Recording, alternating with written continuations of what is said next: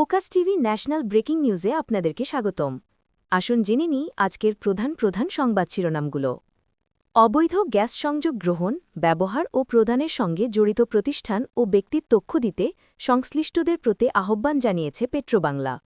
কার্যক্রম নিষিদ্ধ আওয়ামী লীগ সরকারের আমলে সংঘটিত গুম ও নির্যাতনের অভিযোগে ১৫ জন কর্মরত সেনা কর্মকর্তাকে আদালতে বিচারের আওতায় আনার সিদ্ধান্তকে স্বাগত জানিয়েছে আন্তর্জাতিক মানবাধিকার সংস্থা অ্যামনেস্টি ইন্টারন্যাশনাল। আগুনের ঘটনা এড়াতে অফিস ত্যাগের আগে সব ধরনের বৈদ্যুতিক সরঞ্জাম বন্ধ রাখার নির্দেশ দিয়েছে প্রবাসী কল্যাণ ও বৈদেশিক কর্মসংস্থান মন্ত্রণালয়। সশস্ত্র বাহিনী বিভাগ এএফডি ও Bangladesh institute of international and strategic স্টাডিজের বিআইআইএসএসের যৌথ ব্যবস্থাপনায় সেমিনার অনুষ্ঠিত হয়েছে। দেশের সর্বোচ্চ আদালতের রায়ের মাধ্যমে নির্বাচনকালীন তত্ত্বাবধায়ক সরকার ব্যবস্থা ফিরলে সেটি সংসদের ক্ষমতা খর্ব করবে কিনা এমন প্রশ্ন তুলেছেন প্রধান বিচারপতি ড সৈয়দ রেফাত আহমেদ। অন্তর্বর্তী সরকার সরকারি কর্মকর্তা ও কর্মচারীদের জন্য নতুন জাতীয় বেতন কাঠামো প্রণয়নের উদ্যোগ নিয়েছে। এবার বেতন কমিশনের প্রস্তাবে বেসরকারি চাকরিজীবীদের বেতনকেও অন্তর্ভুক্ত করার কথা রয়েছে। আগামী ২৪ ঘণ্টার মধ্যে দক্ষিণ বঙ্গোপসাগর ও তৎসংলগ্ন এলাকায় আরেকটি লঘুচাপ সৃষ্টির সম্ভাবনা রয়েছে।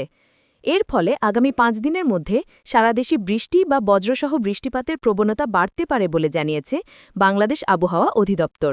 জুলাই-আগস্টে মানবাধিকার অপরাধের মামলায় পতিত সরকারের সাবেক প্রধানমন্ত্রী শেখ হাসিনা, সাবেক স্বরাষ্ট্রমন্ত্রী আসাদুজ্জামান খান কামাল ও সাবেক পুলিশ মহাপরিদর্শক আইজিপি চৌধুরী আবদুল্লাহ আল মামুনের বিচারকাজ শেষ হয়েছে। এই মামলার রায় কবে হবে তা আগামী ১৩ নভেম্বর জানা যাবে। বিসিএস পুলিশ ক্যাডারে ৪৩তম ব্যাচে ৪ জন সহকারী পুলিশ সুপার এএসপিকে চাকরি থেকে অপসারণ করেছে অন্তর্বর্তীকালীন সরকার। আওয়ামী লীগ শাসনামলে টিএফআই জেআইসি সেলে গুমখুন সহ মানবাধিকার অপরাধের পৃথক ৩টি মামলায় আন্তর্জাতিক অপরাধ ট্রাইব্যুনালে বিচারের মুখোমুখি ১৫ জন সেনা কর্মকর্তার আইনজীবী হিসেবে আইনি লড়াই করবেন না ব্যারিস্টার এম সরোয়ার হোসেন। গণহত্যায় জড়িত শেখ হাসিনা সহ আসামিদের বিচার না হলে জুলাই শহীদ আহতদের উপর অবিচার করা হবে বলে মন্তব্য করেছেন attorney general Mohammad Asaduzzaman.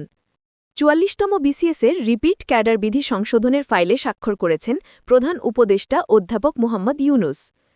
Cyber সুরক্ষা আইনে গ্রেফতার বুয়েট শিক্ষার্থী শ্রীশান্ত রায়ের বিরুদ্ধে ধর্মীয় অনুভূতিতে আঘাতের ধারা সংযোজন করা হয়েছে।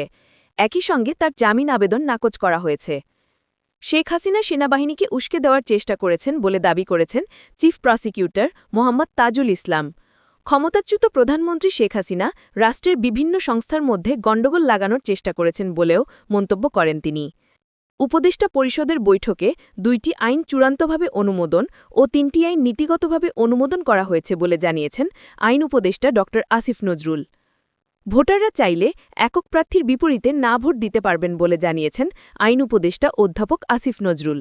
নির্বাচনী জোট হলেও প্রার্থীদের নিজ দলের প্রতীকে জাতীয় নির্বাচনে প্রতিযোগিতা করতে হবে এমন বিধান যুক্ত করে নির্বাচন সংক্রান্ত আইন, গণপ্রতিনিধিত্ব আদেশ, আরপিও সংশোধনের খসড়া অনুমোদন করেছে অন্তর্বর্তী সরকারের উপদেষ্টা পরিষদ। বিভিন্ন মামলায় পলাতক ব্যক্তিরা নির্বাচন করতে পারবেন না এমন বিধান আরপিও আইনে যুক্ত করা হয়েছে বলে জানিয়েছেন আইন উপদেষ্টা ড আসিফ নজরুল। এগুলোই ছিল আজকের প্রধান সংবাদ। পরবর্তী সংবাদের জন্য ফোকাস টিভির সাথেই থাকুন। ধন্যবাদ।